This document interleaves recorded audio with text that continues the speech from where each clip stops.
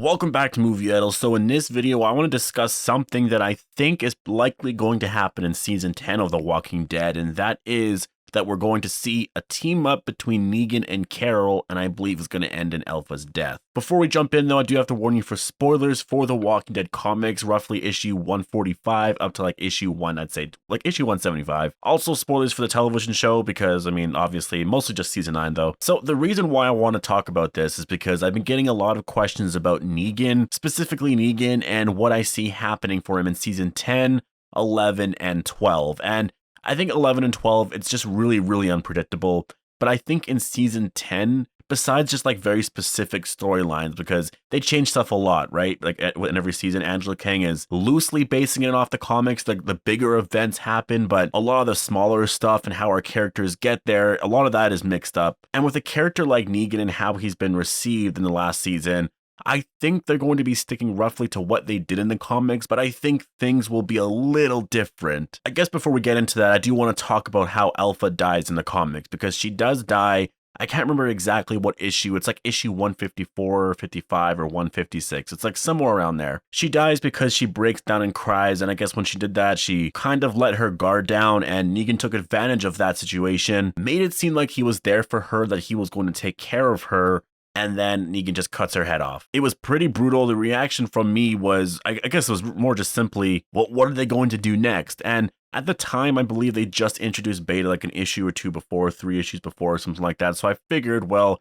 I guess he's going to be the new bad, or the new big bad, but it turned out, I guess he kind of was, but then he said that there was never going to be a new Alpha, even though he was kind of the leader, but I guess people just still called him Beta. I still think they kind of messed up there. I think Beta should have became the new Alpha and assumed that position and tried to get revenge and also just kind of work something different out with the Whisperers instead of what they actually did, which was as soon as Alpha died, they just went completely berserk. Beta wasn't thinking and just unleashed a bunch of walkers and the Whisperers, and, you know, they attacked these communities and they lost every single battle. Maybe that was a part of the story, fine, but it really wasn't that interesting, and I think that's why the Whisperer War, like the actual Whisperer War, little parts were exciting, stuff with Dwight and stuff with Negan and Beta, but overall, the Aftermath stuff was cool, but again, like that didn't really tie to the Whisperer stuff. Now, what Alpha's death did for Negan as a character, it didn't really do much. I think that's kind of why I'm really frustrated about it.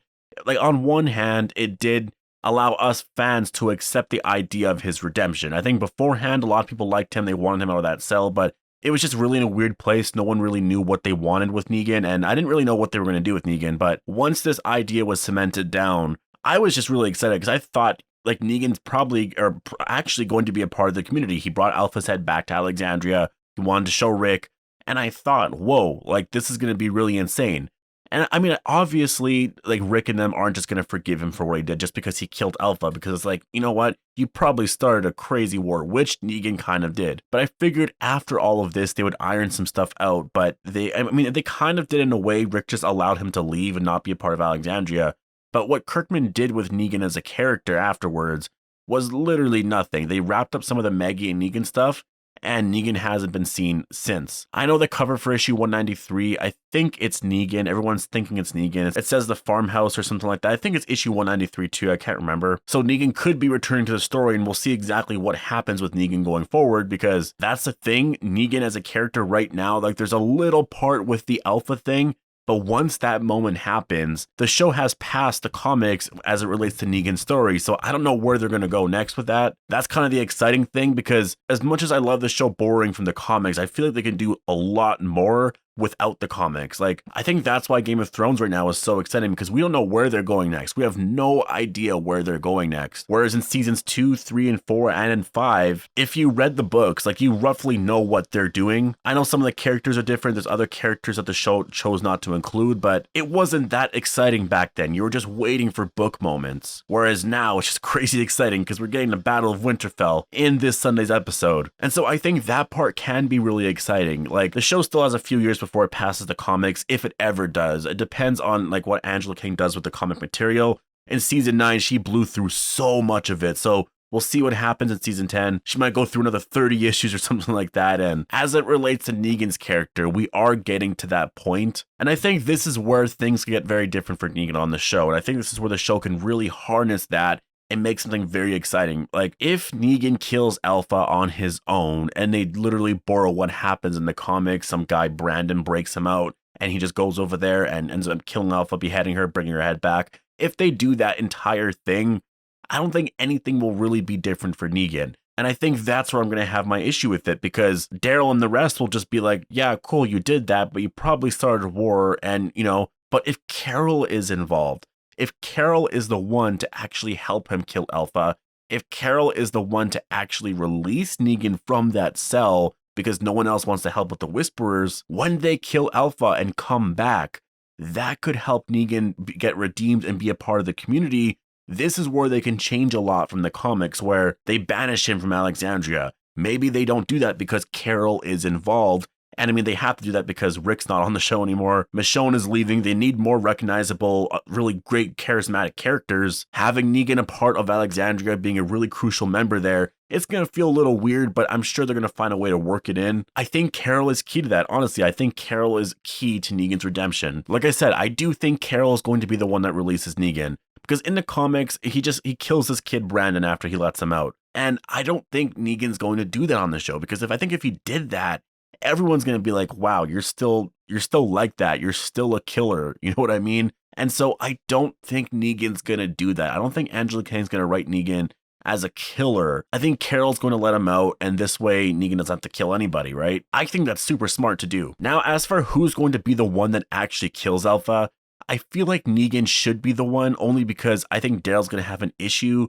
with the whole situation if Carol ends up being the person to kill Alpha, only because Daryl likes to do that for everybody around, right? Like, because Daryl can handle killing someone. I guess Carol kind of can too, but if Negan's the one that kills Alpha, it does show more of his redeeming qualities. Whereas if Carol's the one to do it, I mean, I guess in that sense, it could still work, because she has this whole thing with Alpha right now, right? Like, Alpha killed her son. So, I mean, it makes sense that Carol would be the one to do it, but I feel like that's going to be a surprise. I feel like on the show, they're going to write it in a way where we're just expecting Carol to kill Alpha, and then Negan does it, and we're like, whoa, what the hell? I guess show-only fans will have that impression, but comic fans will likely know what they're doing with it. Now, I've always said that I see this happening in the mid-season finale of Season 10, just because I think that they're going to do the entire next part of the Whisperer arc and the Whisperer War all in Season 10. So I think we're going from issues 145 up until like issue 167, maybe even issue 170. I think we might get some Commonwealth stuff at the very, very end of the season, but it'll be overlapped with some Whisperer stuff. Like, I see the Whisperer War ending in like episode 15, with 16 maybe being similar to the winter episode of season 9, where it just wraps up a bow on the entire Whisperer arc, and then we get into some other Commonwealth stuff, maybe some Rick Grimes stuff or Michonne stuff, though I do expect Michonne to leave much earlier in the season. Personally, I think it's smart for them to kill Alpha off in the mid-season finale, because I think when characters are short-lived on this show, you like them more. Honestly, if you take a character like Merle, he was around for just season 1, and then he came back in season 3. And I love him as a character. A character like Shane, he was only around for the first 2 seasons. I love him as a character. A character like Herschel, he was only around for 3 seasons, like season 2, 3, and 4, and he died pretty early on in 4. So I think characters, when they're short-lived in the show and they only stay around for 2 or 3 seasons, I think it just works really well. And if you think about the governor, he was around for what, like a year and a half, or I guess a season and a half. And I remember people back then complaining that it was taking too long. I think Alpha, if she dies in the season 10 mid-season finale, which would make it that she was around from, I guess, 1 full season technically. I don't know, I think it's smart, because when she dies, like, the threat's not gone, whereas with the governor, when he died, the threat was gone, right? Beta's still going to be around, so they still got to deal with that. I don't know, I think it's smart for them to kill Alpha off. Then there's the whole argument of, well, is Beta a strong character to lead the Whisperer arc for the second half of season 10? And then I think it really just depends on how they handle what he does afterwards, because just right now, again, it's way too hard to predict. I don't know where we're going to be at the end of November when the mid-season finale airs, but I just had the impression that Beta's just going to be like this reckless machine, this crazy-ass beast that is just going to rage all hell on Alexandria, on the hilltop, and he's just not going to stop. He's going to be ruthless, and that's pretty much going to be his motivation for the second half of season 10. and probably will eventually die, I'm guessing in episode 15 of season 10. As for Negan, what happens to him afterwards, again, I hope they do something more original. I hope he helps Carol kill Alpha. I hope that's the thing, and this way Carol and Negan have a closer bond. Who knows, Angela might know stuff that Robert Kirkman has planned because of the issue 193 or whatever cover. Maybe they borrow stuff there, maybe they do something original with it. I hope they do, but I do think Negan's gonna have a redemption through Carol. As for how Daryl's going to feel about all of this, that's going to be really, really tricky. I don't know if Daryl's just going to be okay with it just because Carol's okay with it.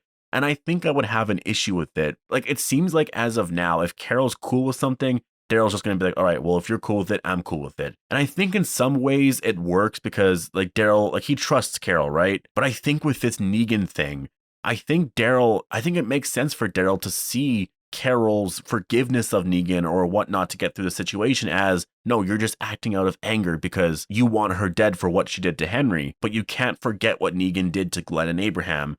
And so I hope Daryl fights back against it. I hope he does, because that was the whole point of him fighting back against Rick. So it's like, what? Now that Carol's cool with it, you're just cool with it too, but not when Rick was in season 9. I know Rick technically wasn't cool with Negan being alive. He struggled with that himself, but he wanted him in that cell. He didn't want Negan to die. And so I hope they do something different there with Daryl. I hope there's this tension or this feud between them. Not like this crazy fight where they want each other dead. I just mean like in a similar way to Rick and Daryl in the first half of season 10. I think that would work really well. We need our characters to fight like that. We need to have that tension there. Like, it just makes for interesting television. As for, could Negan and Daryl ever be cool with each other?